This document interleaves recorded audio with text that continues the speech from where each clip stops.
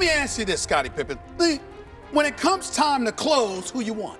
I want Michael Jordan. I want Kobe Bryant. I want LeBron James. I want them all. All right, fine. You gotta pick one, okay? Who you going with, Scottie? Who you go? This is what you're doing, because you know good and damn well you have no business mentioning your name in the same breath as Michael Jordan. I'm from dancing, and you talking about you gonna beat Michael Jordan? Michael Jordan. How you gonna beat me? You know what? I gotta hear how. The debate over who's the greatest in basketball has always been fiery, but when anyone dares to put themselves on Michael Jordan's level, Stephen A. Smith doesn't hold back.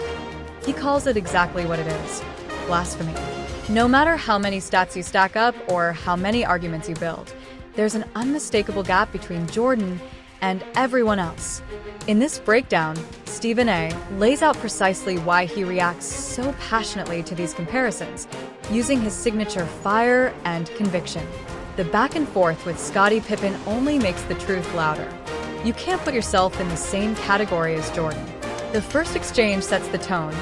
Pippen admits he still picks Jordan over LeBron but leans on statistics to defend LeBron's consistency. Stephen A. zeroes in on that point, calling it the core of the problem. Numbers don't define greatness. Basketball isn't just about filling a stat sheet. LeBron's numbers are elite, no doubt, but Jordan's greatness lived in the moments that defined history. The clutch shots, the killer instinct, the psychological edge that broke opponents before the game even started. Pippen tries to balance his praise for both, but Stephen A. erupts at the idea that stats could ever measure up to what Jordan represented. Jordan wasn't just about production, he was about presence, dominance, and an aura that couldn't be captured in numbers. His legacy wasn't written in the box score. It was etched in fear, respect, and unrelenting victory. That's why Stephen A. goes off from the jump.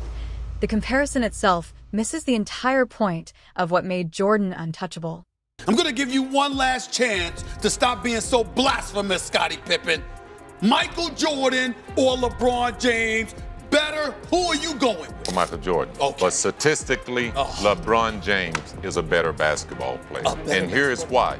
He fills the stats up across the board. Then comes the explosion. Stephen A. loses it when he hears players casually claim they could beat Michael Jordan one-on-one. To him, that's not just wrong, it's pure blasphemy. It disrespects everything Jordan ever stood for. Jordan wasn't some random benchmark for players to measure themselves against. He was the benchmark, the ultimate test, the man who broke spirits and shattered confidence. Talking about beating him one-on-one isn't bold, it's delusional. Stephen A.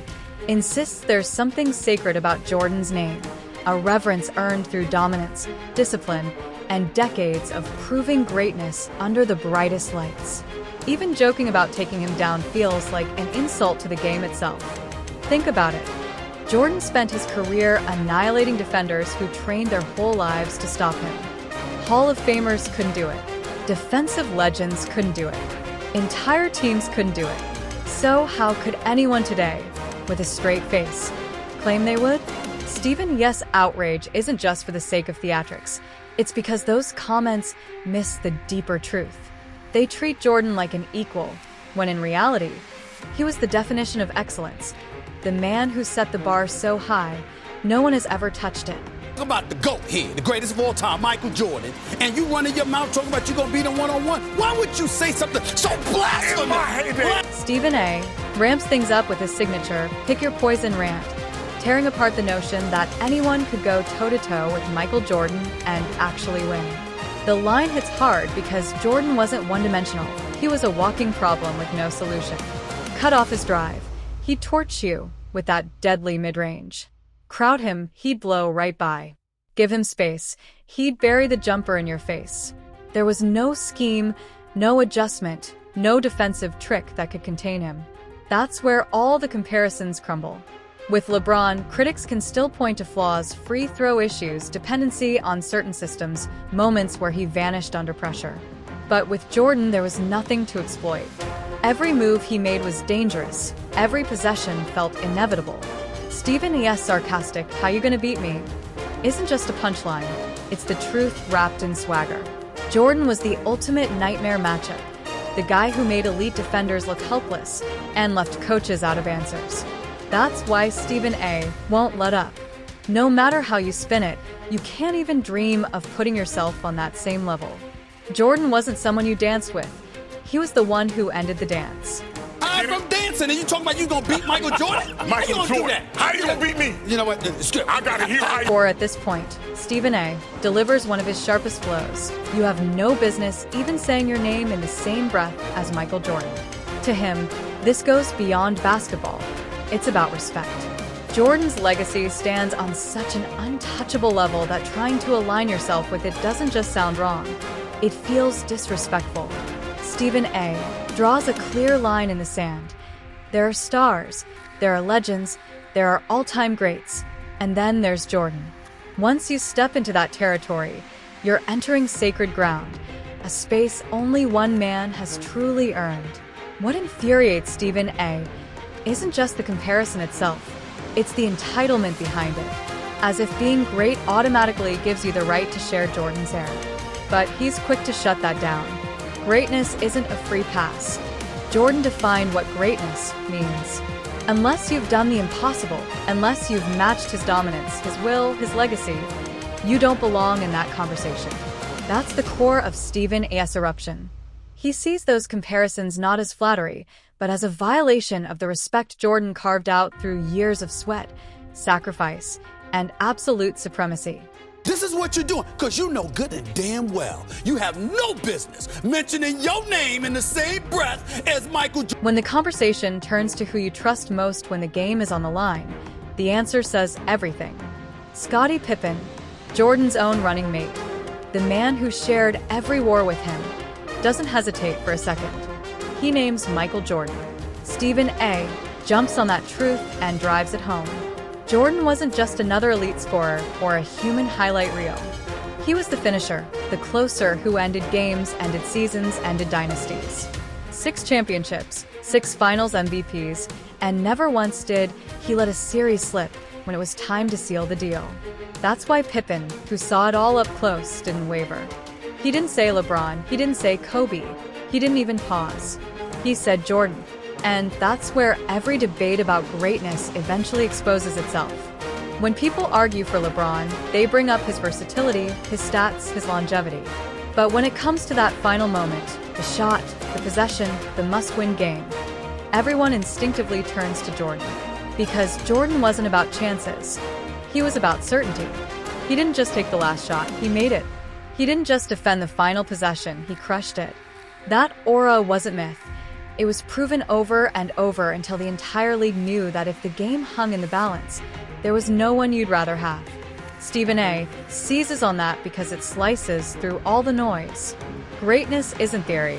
It's what you do when everything is on the line. And Jordan delivered every single time. That's why Pippen's words hit so hard. He lived those moments, saw the fear in defenders' eyes, and understood the truth. When the world stops and one play decides it all, you don't gamble. You go with the sure thing. You pick Jordan. Well, let me ask you this, Scottie Pippen. When it comes time to close, who you want? I want Michael Jordan. I want Kobe Bryant. I want LeBron James. I want them all. All right, fine. You gotta pick one, okay? Who you going with, Scottie? Scottie Pippen then shifts gears with a bold statement, claiming LeBron could average a triple-double whenever he wanted to, something he says Jordan never did. On the surface, it sounds like praise for LeBron's versatility, but Stephen A. would immediately push back because that argument completely misses what true greatness is about. A triple-double looks good on paper, but it doesn't automatically translate to dominance, fear, or winning when it counts most. Russell Westbrook averaged triple-doubles for entire seasons, an incredible achievement, but it didn't elevate him into the GOAT conversation. It proved his motor and effort, not his ability to define an era. Jordan didn't average triple-doubles because he didn't chase them. His focus wasn't numbers, it was victories. He hunted wins, not stats.